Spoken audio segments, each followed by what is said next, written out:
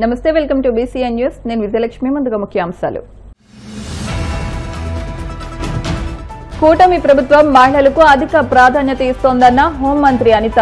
రాష్ట్రంలో మహిళల రక్షణ చట్టాలు మరింత పటిష్టం చేస్తామని వెల్లడి.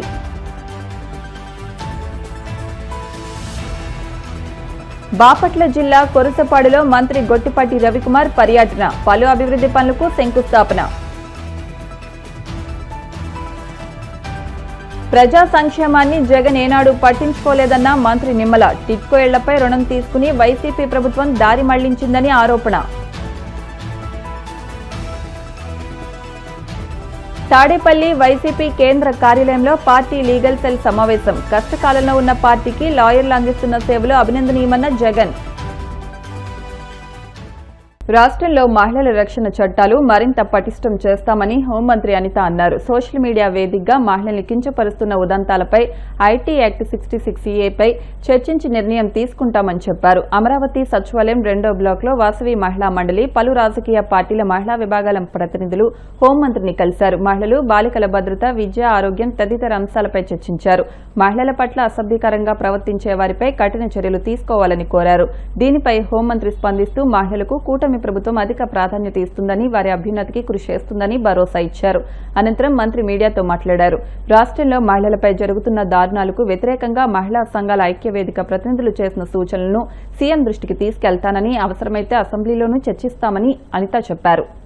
ప్రతి చోట కూడా ఉమెన్ అట్రాసిటీస్ అన్నవి మనం జరగటం, ఆ ఉమెన్ కి సంబంధించి ఎవరైనా అబ్యూజింగ్ వర్డ్స్ ఉపయోగించిన ఒక మీటింగ్ ఆర్గనైజ్ చేసుకున్నారు. ఇక్కడ వాసవ్య మహిళా మండలి వాళ్ళు, అదేవిధంగా all women organizations and at the same time కొన్ని పొలిటికల్ పార్టీస్ కూడా, కాంగ్రెస్, సిపిఎం, సిపిఐ, జనసేన, టీడీపీ అందరినీ కూడా వాళ్ళు ఆహ్వానించుకుని ఒక మీటింగ్ అయితే ఆర్గనైజ్ చేసుకున్నారు. కొన్ని తీర్మానాలు అయితే తీసుకుని ఈ రోజు నన్ను కలవటానికి ఇక్కడికి రావడం జరిగింది. వాళ్ళు చెప్పిన ఇనిషియేషన్స్ గానీ, వాళ్ళు ఇచ్చిన సూచనలు కూడా నిజంగా చాలా ఉపయోగపడే సూచనలు. చిన్న పిల్ల కూడా మనకి ఈ రోజు రక్షణ ఎలా ఇవ్వాలి అన్నది ఒకటి, పోక్సో చట్టాలను ఎలాగా మనం ఇంకొంచెం బలోపేతం చేయాలన్నది ఒకటి, అదేవిధంగా చైల్డ్ మ్యారేజెస్ ఎలా ప్రివెంట్ చేయాలని ఒకటి, వర్కింగ్ ఉమెన్ వర్క్ ప్లేసెస్ లో వాళ్ళు ఎటువంటి ప్రాబ్లమ్స్ ఎదుర్కొంటున్నారు, వాటికి ఏ రకంగా మనం చర్యలు తీసుకోవాలి అన్న దాని మీద డాక్టర్స్ వచ్చారు, లాయర్స్ వచ్చారు, స్టూడెంట్స్ కూడా ఆర్గనైజేషన్స్ వాళ్ళు కూడా వచ్చారు. Around 140 to 150 members state wide గా వివిధ రంగాల్లో నిష్ణాతులైన వాళ్ళందరూ కూడా అక్కడికి వచ్చి ఆ మీటింగ్ లో పాల్గొనడం జరిగింది. వాళ్ళందరూ ఇచ్చిన సూచనలు, సలహాలన్నీ కలిపి ఒక బుక్ రూపంలో ఈ రోజు వాళ్ళందరూ కూడా నాకు సబ్మిట్ చేయడం కూడా జరిగింది. ఈ రోజు ఉమెన్ గురించి చాలా నీచాతినీచంగా మాట్లాడే సంస్కృతి ఎక్కువైపోయింది. అది పార్టీలలోనే కాదు, ఈవెన్ ఉద్యోగాలు చేసుకున్న ఆడవాళ్ళ గురించి కూడా ఇలాగే మాట్లాడుతున్నారు. కాబట్టి చట్టాలని బలోపేతం చేసుకోవాలి. ఐటీ యాక్ట్ 66A ఆ యాక్ట్ కూడా, దాన్ని కూడా కొంచెం అమెండ్మెంట్ చేయాలి. ఇప్పుడే న్యాయ నిపుణులతో కూడా కొంత చర్చించి వాళ్ళ దగ్గర నుంచి కూడా ఒక ఫీడ్బ్యాక్ తీసుకొని, ప్రత్యేకంగా వీళ్ళ నోటి నుంచి ఒక మాట వచ్చిందండి. నిజంగా నేను కూడా చాలా ఇంప్రెస్ అయ్యాను. మన చట్టాలను మనమే తయారు చేసుకోవాలి, మన గౌరవాన్ని మనమే కాపాడుకోవాలి. ఈ పదం వాళ్ళ దగ్గర వచ్చిన తర్వాత ఒక అవేర్నెస్ అన్నది వస్తుంది అన్నది నేను చాలా హ్యాపీ ఫీల్ అయ్యాను. ఎందుకంటే ఈ రోజు రాజకీయాలు ఈ రోజు ఒకలా ఉంటాయి, రేపు ఒకలా ఉంటాయి. నోటికి వచ్చినట్టు మాట్లాడేసి వెళ్ళిపోతే ఆ రాజకీయాల వల్ల తగిలిన పెయిన్ ఏదైతే ఉందో వాళ్ళు ఒక్కలే కాదు, ఆ లేడీస్ ఒక్కలే కాదు, వాళ్ళ కుటుంబ సభ్యులందరూ కూడా పడే పరిస్థితులు కనిపిస్తా ఉన్నాయి. రాజకీయాన్ని పక్కన పెట్టి వ్యక్తిగత విషయాల గురించి మాట్లాడడం, పర్సనల్ గా అటాక్ చేయడం, వ్యక్తిత్వ హననం చేయడం, వాళ్ళ క్యారెక్టర్ అసోసియేషన్ చేయడం, ఇలాంటివన్నీ కూడా మానుకోవాలి. ఇలాంటి వాటి మీద కఠినమైన చట్టాలు తీసుకురావాలి అని ఈ రోజు ఉమెన్ ఆర్గనైజేషన్ వాళ్ళందరూ కూడా నా దగ్గరికి రావడం జరిగింది. దీని మీద ఇమీడియట్ గా నేను మా హైయర్ డిపార్ట్మెంట్ వాళ్ళతోని, అదేవిధంగా మా హోమ్ సెక్రటరీ గారితో మాట్లాడి ఒక నివేదికను కూడా తయారు చేసి యాజ్ ఎల్ యాజ్ పాసిబుల్ నేను గౌరవ ముఖ్యమంత్రి గారికి కూడా అందజేస్తాను. దీని మీద గౌరవ ముఖ్యమంత్రి గారితో చర్చించి ఈ యాక్ట్ అమెండ్మెంట్ కి కూడా త్వరితగతిన చర్యలు తీసుకుంటామని తెలియజేసుకుంటాం. బాపట్ల జిల్లా కొరిసపాడులో మంత్రి గొట్టిపాటి రవికుమార్ పర్యటించారు. కొరిసపాడు గ్రామంలో ప్రాథమిక ఆరోగ్య కేంద్రం, పల్లె పండుగ కింద అంతర్గత సిమెంట్ రోడ్లు, కాలువలు, గ్రావెల్ లింక్ రోడ్లకు ఆయన శంకుస్థాపన చేశారు. ఈ సందర్భంగా మంత్రి మాట్లాడుతూ కూటమి ప్రభుత్వం ప్రజల సంక్షేమానికి అత్యధిక ప్రాధాన్యత ఇస్తోందని తెలిపారు. కొరిసపాడు మండలంలో సాగునీటి సమస్య పరిష్కారానికి తొలి ప్రాధాన్యత ఇస్తామన్నారు. అద్దంకి నియోజకవర్గంలో నెలకొన్న దీర్ఘకాలిక సమస్యలను ప్రాధాన్యత క్రమంలో పరిష్కరిస్తామన్నారు.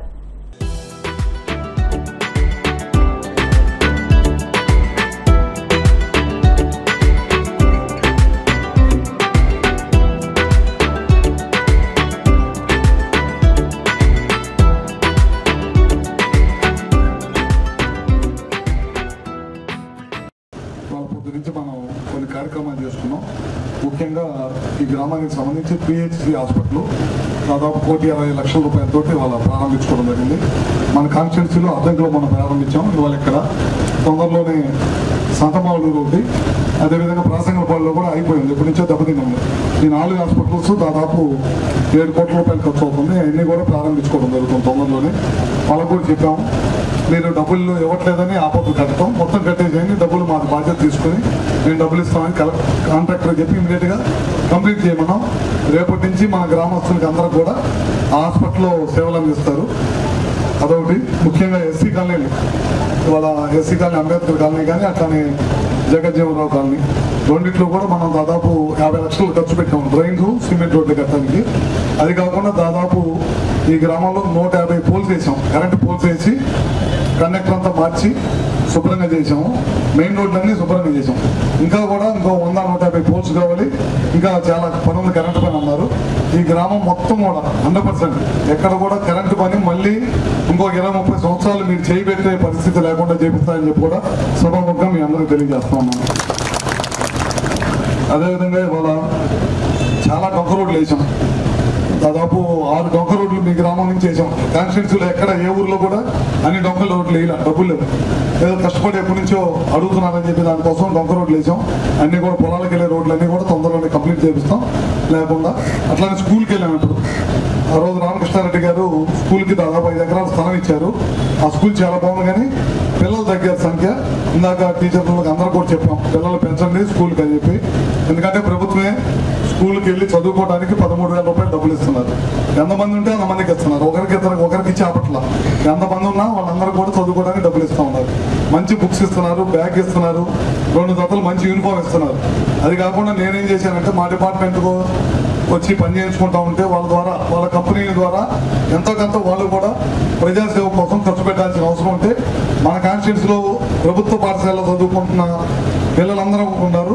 వాళ్ళందరూ కూడా స్కూల్కి వెళ్ళే లోపల అలసిపోతున్నారు. లేకపోతే వాళ్ళ తల్లిదండ్రులు మానేసి వీళ్ళ స్కూల్ దగ్గర తింపడం మళ్ళీ తీసుకురావడం పని అయిపోతుంది. వీళ్ళకి సైకిల్ ఇవ్వమని చెప్పాను. దాదాపు అందరూ ముందుకు వచ్చారు. దాదాపు 10,000 సైకిల్ కావాలి. 10,000 సైకిల్ అంటే 5 కోట్లు ఖర్చు పెట్టాలి. ఓన్లీ గవర్నమెంట్ స్కూల్లో ప్రభుత్వ పాఠశాలలో చదువుతున్న పిల్లలకు సైకిల్ ఇవ్వాలంటే 5 కోట్లు ఖర్చు పెట్టాలి. ఇప్పటికి దాదాపు 2,000 మంది పిల్లలకి ఇచ్చాం. మిగతా కూడా నవంబర్, డిసెంబర్ లోపల అందరూ కూడా సైకిల్ ఇస్తామని చెప్పి సభాముఖంగా మీకు తెలియజేస్తున్నా. అదేవిధంగా ఇవాళ ఒక 15 మందికి స్కూటర్లు ఇచ్చాం. మనం మొన్న మధ్య బల్లికూరలో ఇచ్చాం, సంతమావులూరులో ఇచ్చాం. అట్లా 40 మందికి ఇవాళ ఇచ్చాం. అంతకుముందు ఒకసారి 45 మందికి ఇచ్చాం, అంతకుముందు 20 మందికి ఇచ్చాం. ఇప్పటిదాకా 110 మందికి వికలాంగులకి వాళ్ళ పని వాళ్ళు చేసుకోలేక ఇంకోరి మీద ఆధారపడుతున్నారు కనుక వాళ్ళకు స్కూటర్ కొని పెడితే వాళ్ళకి ఇబ్బంది లేకుండా ఏదైనా సెంటర్కి వచ్చి పని చేసుకోవాలన్నా, వాళ్ళు ఏదైనా పనికి వెళ్ళాలన్నా ఇబ్బంది లేకుండా ఉండేది అనే దానికోసం ఇప్పటిదాకా 110 మందికి స్కూటర్లు ఇచ్చాం. అదేవిధంగా మరి మనం ఒక 15-20 days back mega parent teacher meeting ని మేదర్మెట్ల JPHS లో చేసుకున్నప్పుడు కూడా దాదాపు 450 మంది స్టూడెంట్స్ కి మనం సైకిల్ అని సార్ ఆ రోజు కూడా వాళ్ళకి CSR ద్వారా అనేక కంపెనీలతో వాళ్ళతో మాట్లాడి వాళ్ళ స్నేహితులతో మాట్లాడి అరేంజ్ చేయడం జరిగింది. ఆ రోజు కూడా పిల్లలు పెద్ద ఎత్తున చాలా హర్షాన్ని వ్యక్తం చేశారు.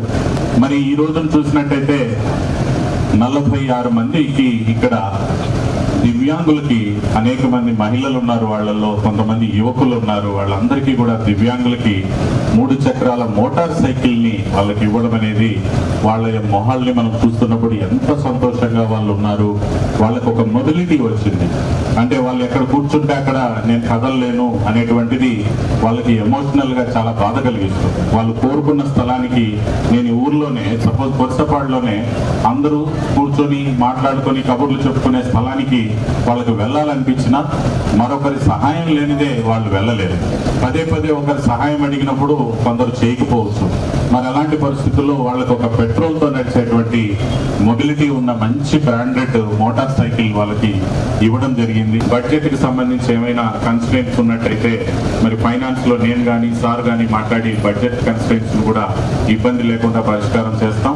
వాళ్ళకు కూడా ఇళ్ల స్థలాలు ఇచ్చినట్టయితే ఎప్పటి నుంచో అడుగుతున్నారు, చాలా వాళ్ళ డిమాండ్ ఉంది, వాళ్ళకి నిజంగానే చాలా మంచి పరిస్థితుల్లో లేరు అక్కడ అనేటువంటి తెలుస్తుంది. SDC KRRC కూడా ఇమ్మీడియట్ గా మనం దానిపైన యాక్షన్ తీసుకుంటాం సార్. సో ఈరోజు జరిగినటువంటి కార్యక్రమాలన్నీ చూస్తున్నప్పుడు మీకు ఎంత సున్నితమైన హృదయం ఉంది, ప్రజల పట్ల మీకు ఎంత అభిమానం, ప్రేమ ఉన్నాయి, మరీ ముఖ్యంగా దివ్యాంగులు, చిన్నపిల్లలు, చదువుకుంటున్న పిల్లల మీద మీకు ఎంత మంచి అభిమానం, అంకిత భావం ఉందని తెలుస్తూ ఉంది. నేను హృదయపూర్వకంగా మీకు ఈ విషయంలో అభినందనలు, ధన్యవాదాలు, కృతజ్ఞతలు తెలియజేసుకుంటున్నాను. Thank you. జగన్ హయాంలోనే రెడ్ బుక్ రాజ్యాంగం నడిచిందని మంత్రి నిమ్మల రామానాయుడు విమర్శించారు. పశ్చిమ గోదావరి జిల్లా పాలకొల్లులో ఆయన మీడియాతో మాట్లాడుతూ కక్షలు, అక్రమ కేసులు, దాడులు, విధ్వంస పాలన తప్పితే ప్రజా సంక్షేమాన్ని జగన్ ఏనాడు పట్టించుకోలేదని మండిపడ్డారు. పాలకొల్లు వైసీపీ నేతలు క్రికెట్ బెట్టింగ్లో దొరికినా వారి అక్రమ సంపాదన వెలుగు చూసినా ఎల్లో మీడియాలో ఎందుకు ప్రచురించలేదని ప్రశ్నించారు. తాను బాధ్యతతో పనిచేస్తుంటే ఎల్లో మీడియాలో కావాలని దుష్ప్రచారం చేస్తున్నారని దుయ్యబట్టారు. కూటమి ప్రభుత్వ ఏడాది పాలనలో వివిధ శాఖల నుంచి 430 కోట్ల పనులు తన నియోజకవర్గంలో జరుగుతున్నాయని చెప్పారు. తమపై దాడులు చేసి తమపైనే ఎస్సీ, ఎస్టీ కేసులు పెట్టిన చరిత్ర వైసీపీదని ధ్వజమెత్తారు. తాము నిర్మించిన ఒక్కో టిట్కో ఇంటిపై 3.65 లక్షల రుణం తీసుకుని గత జగన్ ప్రభుత్వం దారి మళ్లించిందని ఆరోపించారు. మొదటిసారి శాసనసభ్యుడిగా ఆ రోజు పాలకొల్లు నియోజకవర్గాన్ని అభివృద్ధిలోను, సంక్షేమంలోనూ కూడా అగ్రస్థానంలో నిలిపేటువంటి విధంగా పెద్ద ఎత్తున ఆ రోజు అభివృద్ధిని, సంక్షేమాన్ని పాలకొల్లు చేసినటువంటి పరిస్థితి మీ అందరికీ తెలుసు. అటువంటి పరిస్థితి వల్లే ఆ రోజు మనం చేసిన అభివృద్ధి వల్లే ఆ రోజు 2019లో కూడా రాష్ట్రం అంతా కూడా ఏ గాలి వీసినా కూడా మరి ఆ రోజు 18,000 మెజారిటీతో ఆ రోజు పాలకొల్లులో ఉన్నటువంటి ప్రజలు కూడా ఆశీర్వదించినటువంటి విషయం కూడా మీ అందరికీ తెలుసు. మరి దురదృష్టం 19లో ప్రభుత్వం మారిన తర్వాత 19, 24 5 సంవత్సరాల వైసీపీ పాలనలో మనం చేసినటువంటి అభివృద్ధి అంతా కూడా ధ్వంసం చేయడం, మనం చేసినటువంటి అభివృద్ధి అంతా కూడా విధ్వంసం చేసినటువంటి పరిస్థితి గత 5 సంవత్సరాల 19, 24 పాలనలో మన పాలకులలో మనందరం కూడా చూసినటువంటి పరిస్థితి.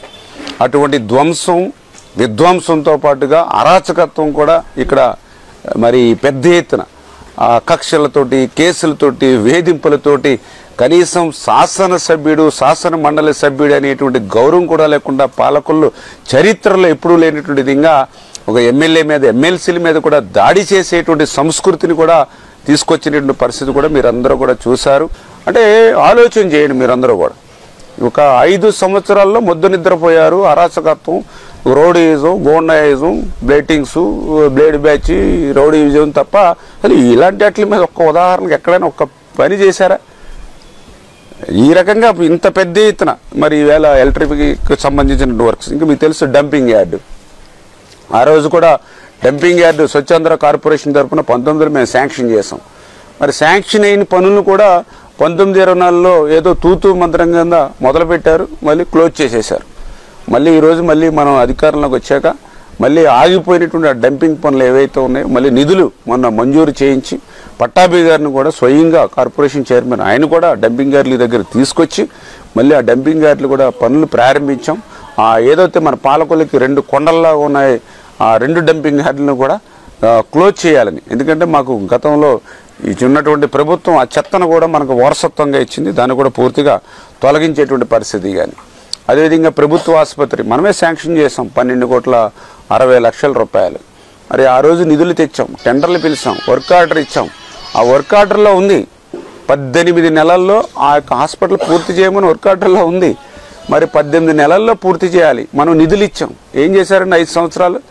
అస్సలు ఆ పనులు పూర్తి అవ్వకపోవడం మట్టు నుంచి మొన్న మనం అధికారంలోకి వచ్చాకెళ్తే మొత్తం మీరు కూడా చూశారు, పత్రికా విలేకరులు చూశారు, కలెక్టర్ గారు చూశారు, ప్రతి హాల్లోనూ గదిలోనూ కూడా వాటర్ లీకేజ్లు. ఇంకా ఇంటి ప్రారంభోత్సవం చేయకుండానే రిపేర్లు. మాకు మళ్ళీ ఎన్ని రిపేర్లు చేసుకుని మళ్ళీ పాలకొల్లు ప్రభుత్వ ఆసుపత్రి అంటే ఏదో పేదల ఆసుపత్రిలాగా ఉండకూడదు, కార్పొరేట్ ఆసుపత్రిలాగా ఉండాలని చెప్పి 10 రూపాయలు ఖర్చు అయినా పర్లేదని చెప్పి మళ్ళీ దానికి ఒక ఎలివేషన్ కానీ, అదేవిధంగా అక్కడ ల్యాండ్స్కేపింగ్ కానీ, అదేవిధంగా దానికి ఎక్విప్మెంట్ కూడా కావాలంటే గవర్నమెంట్ దగ్గర లేకపోతే మళ్ళీ సిఎస్ఆర్ ద్వారా మనం ఒక 2,50,00,000 రూపాయలు సిఎస్ఆర్ ఫండ్స్ ద్వారా దానికి ఎక్విప్మెంట్ కానీ, ఒక డయాలసిస్ లేదంటే మళ్ళీ డయాలసిస్ సెంటర్ కూడా మన అధికారంలోకి వచ్చినట్టు డయాలసిస్ సెంటర్ ప్రారంభించడం కానీ, ఇట్లా ప్రతి విషయంలోనూ ఈ సంవత్సర కాలంలోని ఇవన్నీ కూడా. అందులో కూడా మీ అందరికీ తెలుసు టిట్కో ఇల్లు.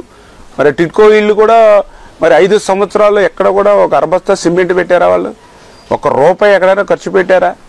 ఖర్చు పెట్టకపోతే ఖర్చు పెట్టకపోయారు. మళ్ళీ ఒక్కొక్క లబ్ధిదారుడి మీద 3,65,000 రూపాయలు అమౌంట్ తీసుకున్నారు కదా బ్యాంకుల నుంచి. 3,65,000 అంటే ఈవేళ వడ్డీతో కలిపి 5 లక్షలు 6 లక్షలు అయింది కదా ఒక్కొక్కరికి. మరి 5 లక్షలు 6 లక్షల రూపాయలు ఎక్కడికి పోయాయి? ఆ 3,65,000లో ఆ 25,000 30,000 ఖర్చు పెడితే వాళ్ళ ఫ్లాట్కు పూర్తి అయిపోద్ది. నువ్వు తీసుకున్నటువంటి ఆ 180 కోట్లలో ఒక 30-40 కోట్లు ఖర్చు పెడితే ఆ టిట్కో ఇళ్ళన్నీ పూర్తి అయిపోతాయి. మరి ఏం చేసావు ఆ డబ్బులు? ఇక్కడ పని చేయలేదు. ఇప్పుడు మీరే పత్రిక విలేకరులు ఉన్నారు. పోనీ ఇదిగో మీరు తీసుకున్న 180 కోట్ల రూపాయలతో సిమెంట్ పని చేశారండి, లేకపోతే ఇదిగో కింద ఇటు వెట్టిపోయి టైల్స్ చేశారండి, ఈ ప్లాస్టింగ్ చేశారండి, ఈ ఎలక్ట్రిఫికేషన్ చేశారండి, లేకపోతే ఇది ప్లంబింగ్ చేశారండి, లేకపోతే చిట్టడుగులు పెట్టారండి, చూపించమనండి ఎక్కడైనా. మనం కట్టినటువంటి బిల్డింగ్స్ రంగులు మాత్రం వేసుకున్నారు. ఇప్పుడు కాసేపు ప్రకటనలు.